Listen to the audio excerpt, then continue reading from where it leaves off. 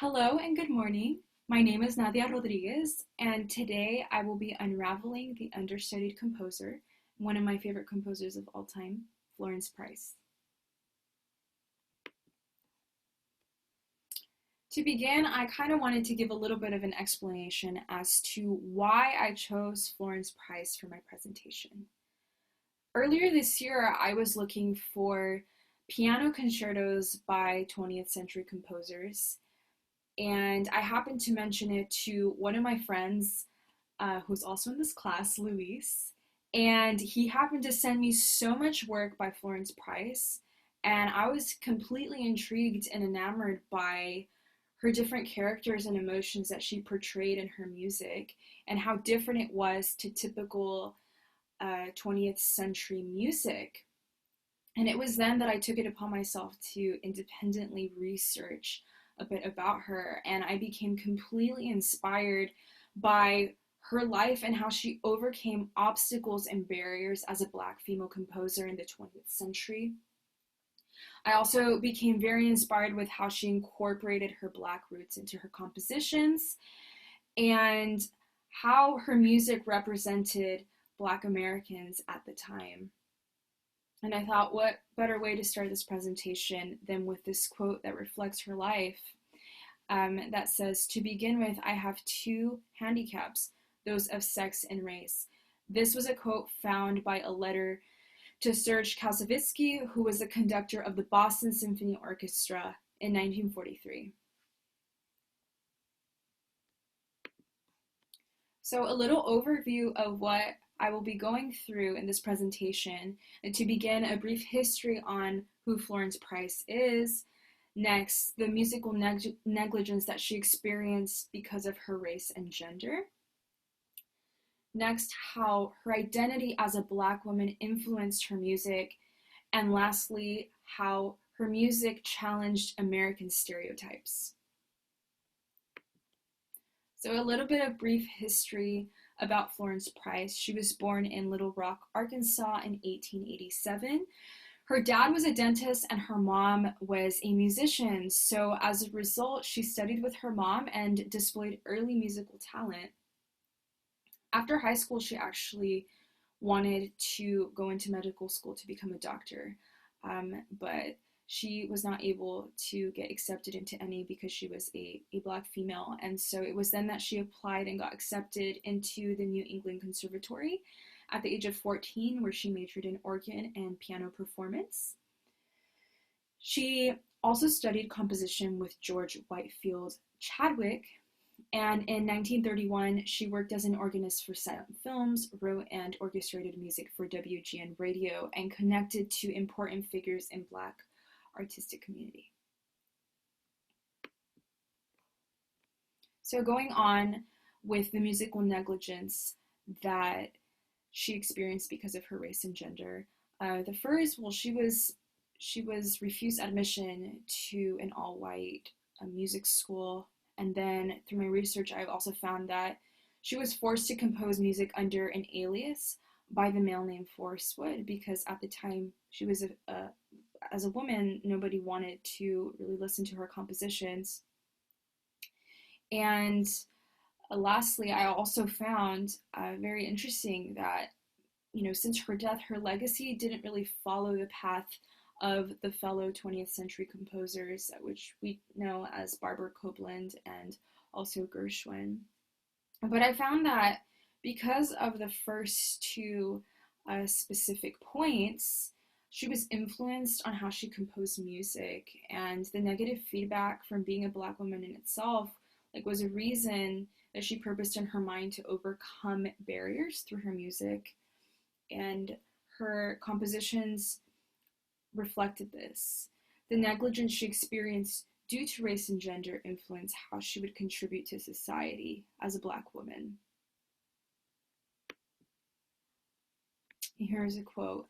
"Unfortunately, the work of a woman composer is preconceived by many to be light, frothy, lacking in depth, logic, and virility." And this was a quote found in that same letter to Serge Kasavitsky in 1943. Moving on and how her Black roots influenced the sound of her music, she incorporated the juba, which we all know to be a West Side African style of music brought to the US by enslaved people. The juba was a very clear signal of her cultural identity and heritage, and it was found in several movements of her instrumental pieces. The third movement, as we know, is usually the dance movement of a symphony, and so that's where she incorporated the juba in most of her pieces. A piece that I want to look at that reflects her Black roots is the Mississippi River Suite, which Price wrote in 1934 and dedicated to her mentor, author Olive Anderson. Obvious in this piece is its allusions to the African American musical experience than other pieces. This suite falls into 4 big sections. It includes lonely melodies, rich noble chorales, imitations of bird songs, and nature that leads without a pause to the suite's second section. Here the music begins its geographical progress towards New Orleans with prominent woodwind lines and colorful percussion. In the suite's second section, it gives way to direct quotation of a series of Negro spirituals, some popular songs, we hear echoes of jazz, and some original music by Price. These 4 spiritual songs that we hear are Nobody Knows the Trouble I've Seen, Stand Still Jordan, Go Down Moses, and Deep River. And these draw out some of Price's most energetic writings in the suite by turbulent accompanimental gestures as well as snare drum rolls.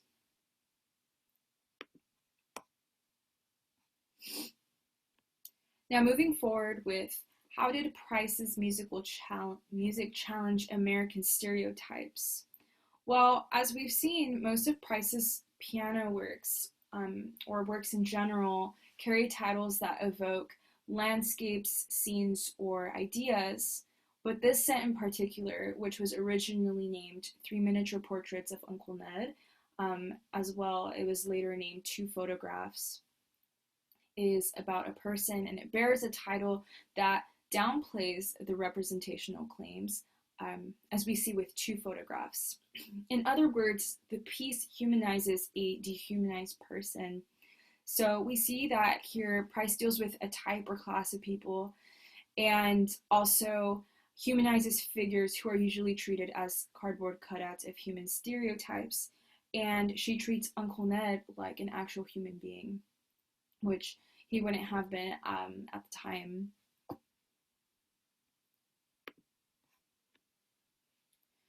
The 3 miniature portraits consist of 3 movements.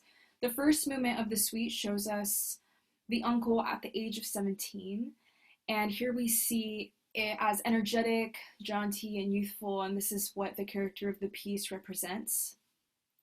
Then in the middle of the piece, we see that he's at the age of 27, and he is a lot more confident, and he is described by Price as pompous rather than a jaunty youth. And then in the third part of the piece, the theme's characters changed yet again to something different than the American stereotypes of what Uncle Ned would be. And we see him now as being serene, reflective, much wiser, and that is shown through the tempo of the piece, which is much slower. And so something I'm going to show you guys really quickly. So this is the beginning of the piece at the age of 17.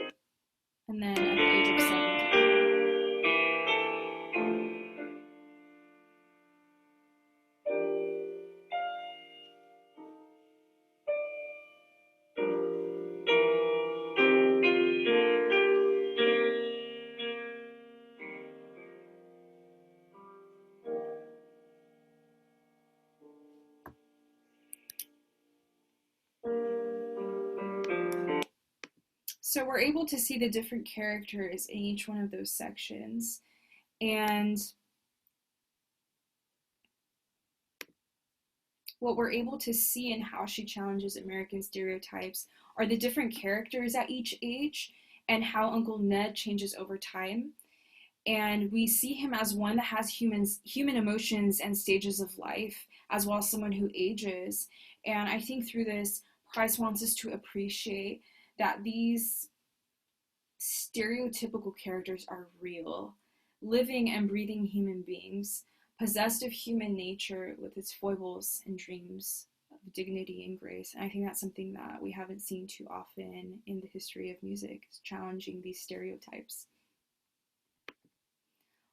I'll close off by these quotes by Cooper, which is Florence Price bypassed the racist stereotypes entirely. Instead of portraying Ned as a living, breathing human being,